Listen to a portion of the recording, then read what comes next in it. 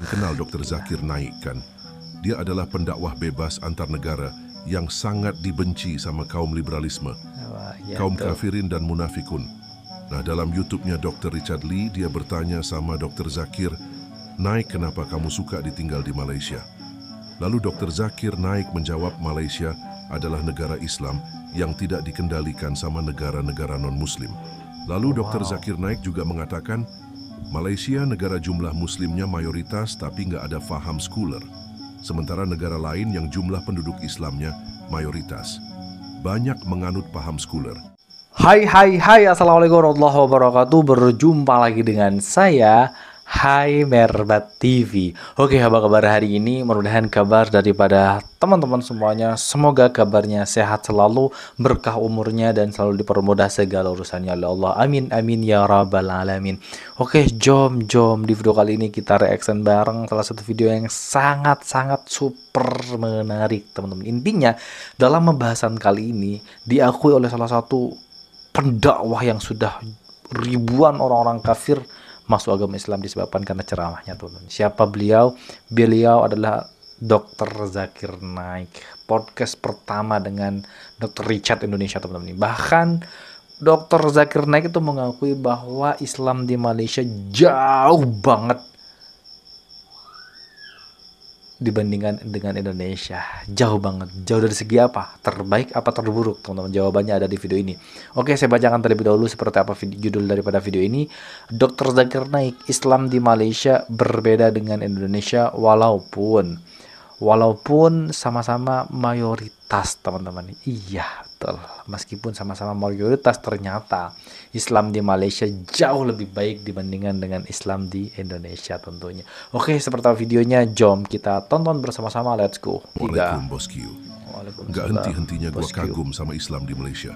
Di Malaysia nih, bos Islam agama resmi ya, dijaga ketat sekali sama raja dan rakyatnya. Kalian kenal Dr. Zakir Naik kan? Dia adalah pendakwah bebas antar negara yang sangat dibenci sama kaum liberalisme, kaum kafirin dan munafikun. Nah, dalam YouTube-nya Dr. Richard Lee, dia bertanya sama Dr. Zakir, Naik, kenapa kamu suka ditinggal di Malaysia? Lalu Dr. Zakir Naik menjawab, Malaysia adalah negara Islam yang tidak dikendalikan sama negara-negara non-Muslim. Lalu Dr. Zakir Naik juga mengatakan, Malaysia negara jumlah Muslimnya mayoritas tapi nggak ada faham sekuler. Sementara negara lain yang jumlah penduduk Islamnya mayoritas, banyak menganut paham sekuler. Sambil tertawa, Dr. Zakir Naik menyindir Dr. Richard Lee. Dr. Richard Lee orang Indonesia yang sudah mualaf ya. Menurut gua Brunei dan Malaysia adalah negara yang menjunjung tinggi syariat Islam. Kedua negara ini sangat menjaga Islam dengan baik dari aliran sesat, dari para walid, dari naik haji yang benar, bukan naik haji panjat gunung dan masuk goa. Nggak ada perkawinan bedah agama dan lain-lain. Dr. Zakir Naik juga sangat kagum dengan Tun Dr. Mahathir. Anak tuyul makan semen Malaysia memang keren, men. Oke bos, jadi Indonesia dan Malaysia jumlah orang Islamnya mayoritas ya. Dengan berat hati, gua harus akui negara kita banyak walidnya, bertopeng agama, dan banyak aliran sesat. Contohnya, betul sekali, betul. Nikah beda agama, naik haji panjat gunung, naik haji ke goa, masuk goa. Allah tanya lebaran. Hari raya duluan gak ikut peraturan mufti, tengok anak bulan pakai kain, dan banyak lagi lah. Kalau gue sebutin semua gak habis-habis waktu 10 jam. Nah, kalau di Malaysia kalian gak akan jumpa hal-hal seperti ini. Oke bos, kenapa Malaysia jarang banget ada aliran sesat? Yang pertama adalah rajanya tegas terhadap kaum-kaum yang sesat. Aturan dan hukumannya jelas. Muftinya ada kuasa untuk menghukum orang yang sesat. Penceramah harus ada izin dari raja atau muftinya. Bangun masjid atau pesantren harus ada izin juga. Walau lu orang yang kaya nak mampus sekalipun, kalau nggak ada izin dari raja dan mufti, sampai mampus, lu nggak akan bisa bangun masjid dan pesantren. Tujuannya adalah melihat agar bangunan tersebut nggak dijadikan aliran sesat seperti Syiah dan lain-lain. Lalu ada hukuman bagi orang yang terang-terangan nggak puasa di depan umum, di penjara atau didenda. Atau juga kedua dianya, bukan Dr. Zakir Naik saja yang puji Islam di Malaysia, Arab Saudi juga memuji jamaah dan tabung haji Malaysia. Yang buat gua kagum, Menteri Haji dan Umroh Arab Saudi, Taufik Fauzan Al-Rabiah, bilang kalau semua jamaah haji dunia seperti jamaah Malaysia, Iya, saya betul. bisa tidur lena. Itu artinya jamaah haji Malaysia beradab sopan dan taat aturan. Sertifikat halal Malaysia pun juga diakui dunia, bukan diakui sendiri. Banyak orang luar yang mengakui Islam di Malaysia sangat bagus. Ini fakta ya. Anak tuyul minum Fakta, Fanta Bang. Mr. Berak bicara fakta. Banyak di dunia ini negara jumlah penduduk mayoritas Islam tapi menganut pemahaman sekuler, liberal dan sesat betul. dari akidah. Banyak itu, Fixed jelas. tempat Islam di Malaysia dan Brunei dijaga sekali sama raja dan muftinya. Gila Terkhusus Malaysia. untuk Malaysia banyak mangkok ayun kepala bana yang buta agama bilang negara Malaysia makan hasil cukai judi kasino. Tapi ulama dunia termasuklah ustadz dari Indonesia nggak pernah sekalipun bilang seperti itu. Netizen buta agama tapi sok faham agama. Arab Saudi udah buka pabrik arak, lu diam nggak ngebacot. Haha, memang netizen mangkok ayun kepala bana lu semua. Keren, Malaysia wajib dicontohi. Kaum munafikun minggir jauh-jauh ya. Iya, tahun gila Malaysia ini bener-bener terbaik lah. Islamnya terbaik, syariatnya juga terbaik, fasilitas Indonesia ini seharusnya, jamaah Indonesia ini seharusnya bener-bener mencontoh teman-teman ya daripada negara Malaysia. Dan Islam di Malaysia ini bener-bener ya bagus banget teman-teman ya. Ya udah, gua mau beli mangkok ayun dulu mumpung ada promosi. Buy one free 10. Kita lihat pakcik olahraga dulu yuk. Markiton, mari kita tonton. Mari kita tonton.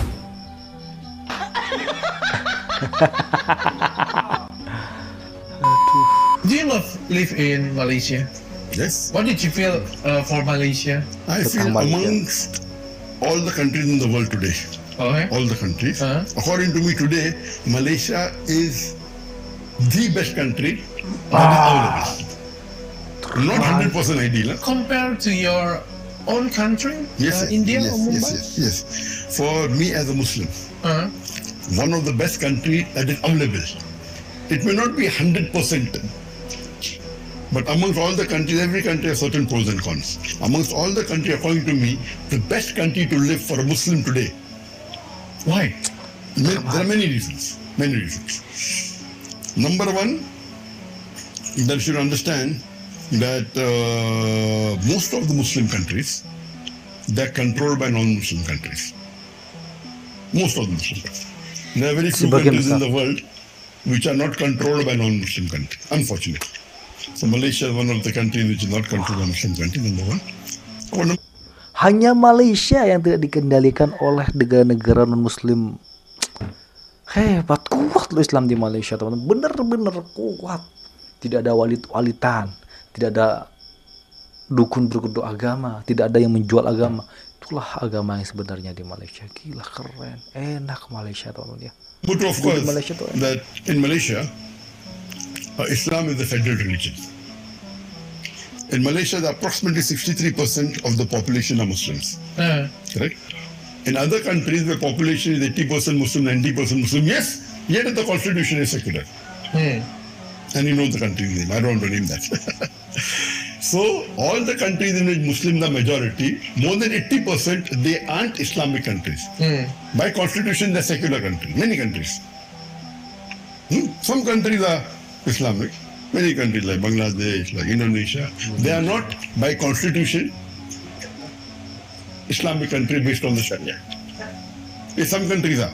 Okay? So in Indonesia, though the population is not more than 80%, it's 62%, 63% Sorry? population of the Muslims. No. In Malaysia, In Malaysia, the population of the Muslims is about 63% Oh, yeah. out of it. In Indonesia, it is at 87%. I have not checked the Oh, latest. 90. Maybe 90. Bapak berkiblat ke Timur Tengah, anggaplah Saudi. Bapak pikir gampang ceramah di Saudi? Enggak Pak, kalau enggak direkomendasi kerajaan enggak bakal Pak, biar Bapak ahli agama. Iya coba. Carikan negara seperti Indonesia paling gampang bangun masjid. Timur Tengah, oh enggak Pak, biar Bapak punya duit, enggak bisa.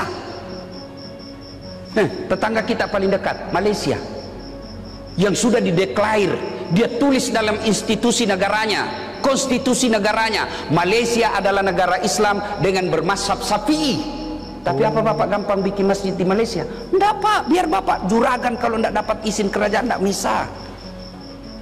Di Indonesia Bapak punya duit, tunjuk jadi. Urusan surat di belakang. Upload. Di Indonesia saya banyak kali dah kena. Suami Islam, isteri bukan Kristian, Buddha. Saya kata bagaimana ya? Enggak apa. Iman tu ni di sini. Dia orang ni terlalu kritis. Tapi kadang-kadang dia punya kritis tu tidak ada asas. Contoh. Kenapa lelaki boleh kahwin yang Kristian, kami perempuan tak boleh? Sedangkan kami juga kuat iman kami. Iman tidak boleh nilai, tapi kami boleh. Sudah. Bila dia sebut perkataan macam tu, susah nak jawab. Kalau anak itu mau ikut ibu-ibu, kalau ikut bapa-bapa, enggak ada masalah itu. Yang penting kebebasan tu. Oh ya Rabbi. Pergi kedai orang Islam. Dalam kedai orang Islam tu ada celeng khinzir. Tapi kita mujurnya lah, tu saya kata, mujurnya kita ni ada raja-raja, mujurnya kita ni alhamdulillah ada majlis-majlis agama Islam negeri-negeri, lepas tu ada mufti-mufti, ada jabatan agama Islam. Dana tabungan haji Malaysia itu kan sudah lebih 50 tahun mereka mengelola ya. Jadi sangat profesional dan sangat membantu umat di sana. Saya usul ketua, kalau perlu kita ke sana nih, Komisi 8 dengan setuju. Komisi 8 ke Malaysia untuk menengok langsung seperti apa pengelolaan haji ke sana, Pak. Ya kan? Dan luar biasa. Seharusnya. Dan pengelolaan haji Malaysia itu tidak ada konflik, nyaman dan aman, Pak. Jadi manajemennya sangat bagus. Pengelolaan untuk keuangan ibadah haji sendiri di Malaysia seperti apa sih, Bu? Nah, kalau kita berbicara negara tetangga ya, Malaysia, ini kita harus pahami dulu bahwa pengelolaan haji di Malaysia oleh negara itu sudah dimulai semenjak tahun 1963, ketika Malaysia mendirikan yang namanya Lembaga Tabung Haji. Nah, Lembaga Tabung Haji ini fungsinya adalah mengelola dana haji dan dia investasikan, Mbak, ke dalam berbagai aset. Dia beli tanah dan akomodasi di Saudi.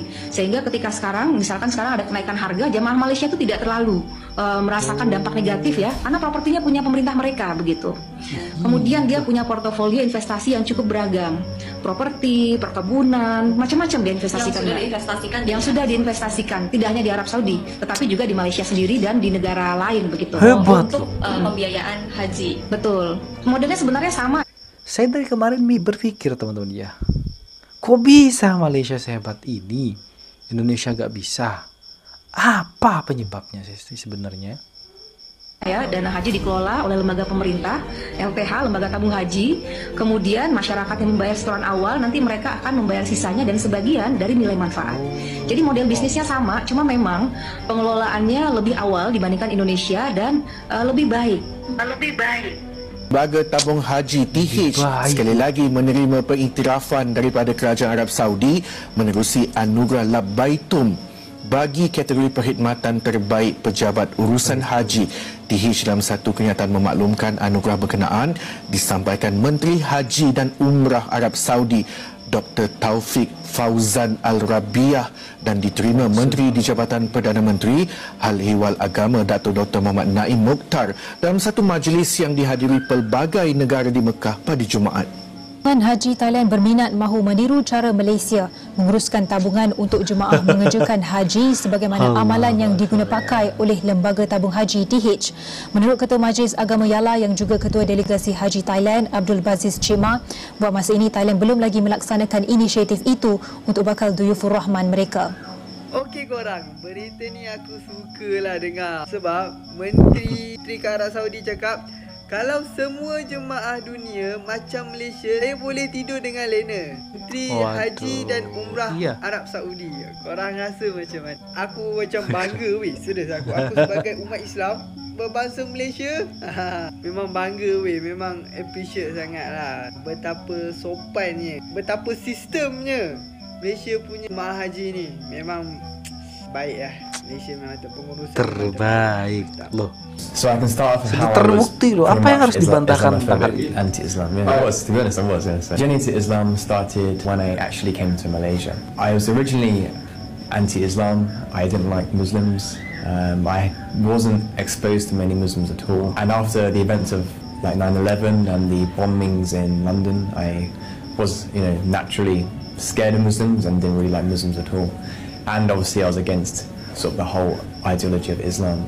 And then I was given a chance to come to Malaysia, to study here in Malaysia for 1 year, and I was instantly exposed to the beauty of Islam through the akhlaq of the Muslims here.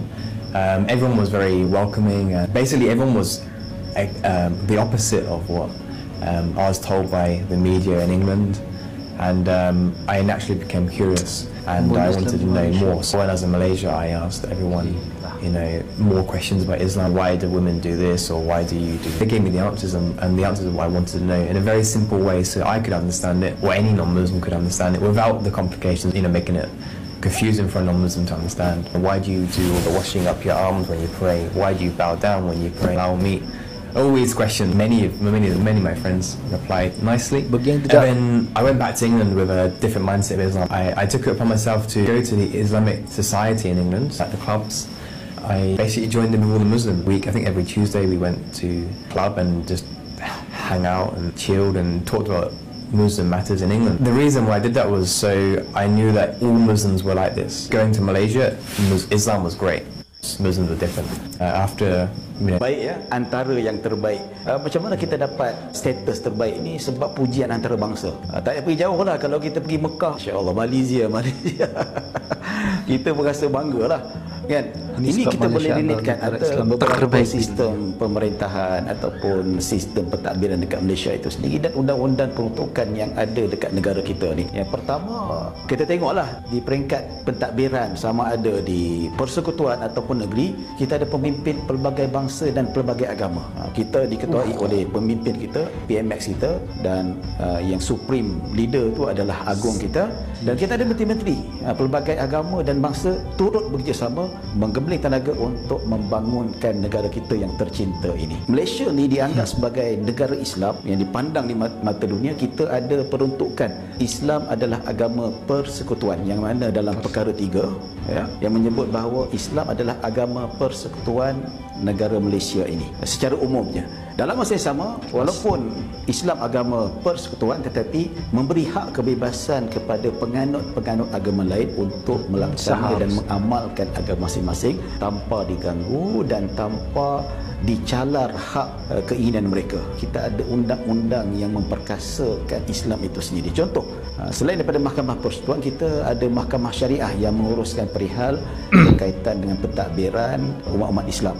Ataupun contoh yang paling dekat kita boleh ambil, ajaran sesat yang cuba disebarkan dekat Malaysia ni boleh dibendung melalui peruntukan undang-undang yang ada. Kita boleh tangkap, kita boleh dakwa, kita boleh hukum, kita boleh penjarakan dia. Ini the power of Malaysia lah. Berbanding dengan sebahagian negara-negara Islam yang lain, ya, dia tak ada undang-undang. Kalau kita tengoklah, ada beberapa negara Islam yang memang dia umat Islam ramai, tapi ajaran sesat bertebaran seluruh negara mereka. Bila tanya kenapa tak tangkap, kerajaan sana tak tangkap ke? Oh, kami tak ada undang-undang. Kami ada peruntukan untuk mendakwa dan menangkap dan hukum, tak ada. Tapi Malaysia ada. Alhamdulillah, ini untuk kita nak selamatkan akidah dan syariat umat Islam di peringkat Malaysia itu sendiri. Kita ada institusi keislaman yang agak utuh. Contohnya institusi halal, kewangan Islam. Pertama, saya ambil contoh institusi halal. Kita punya modul halal ni diguna pakai, boleh dikatakan banyak negara-negara bukan Islam. Contoh Jepun, China, Korea menggunakan sistem halal kita, sebab sistem halal kita antara yang terbaik di dunia. Dan jangan terkejut, sebut halal Malaysia ni ataupun halal JAKIM terutamanya antara sijil halal yang paling power dekat dunia. Selain itu juga kita menyediakan, Malaysia menyediakan tenaga pakar profesional dalam bidang hak halal dan begitu juga kewangan Islam. Kita kena ingat sistem kewangan dan perbankan Islam di Malaysia ni antara yang terbaik.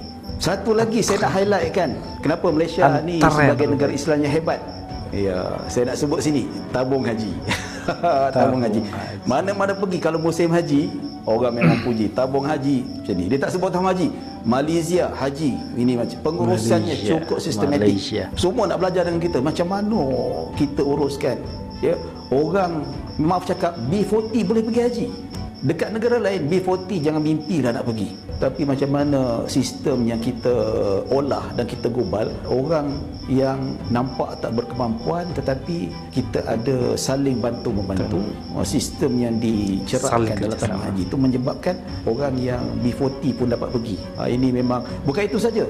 Pengurusan A sampai Z daripada sebelum dia pergi sampai nak dekat sana balik, dia punya kelengkapan pengurusan boleh dikatakan alhamdulillah sangat mengujakan, dan ini menyebabkan kita dipandang tinggi. Seperti mana saya sebutkan tadi, kita ada dasar sistem kehakiman syariah ya. Itu pun yang mana agak unik lah, yang mungkin dikatakan tak boleh masuk campur. Dwi mengejutkan ramai masyarakat.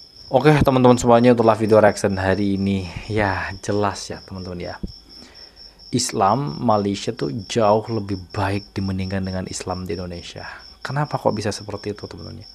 Padahal majority di Malaysia itu Islam, mungkin beberapa persen yang bukan Islam tuh banyak teman-teman. Tapi Islam di Malaysia benar-benar dihormati dan dijaga oleh pemerintahan. Tidak sama seperti Indonesia yang sedikit-sedikit timbul dukun cabul, sedikit-sedikit timbul kiai cabul, sedikit-sedikit banyak walid-walidnya loh Indonesia ini, sehingga tidak bisa menampung bantuan uang teman-teman ya. Ya Allah. Oke teman-teman ya, buat teman-teman yang suka dengan video ini silahkan bantu dengan cara menekan tombol like, komen, dan share. Ya seperti biasa jangan lupa di subscribe channel daripada Hai Merbat TV ini. Baik, kita akhiri, wassalamualaikum warahmatullahi wabarakatuh.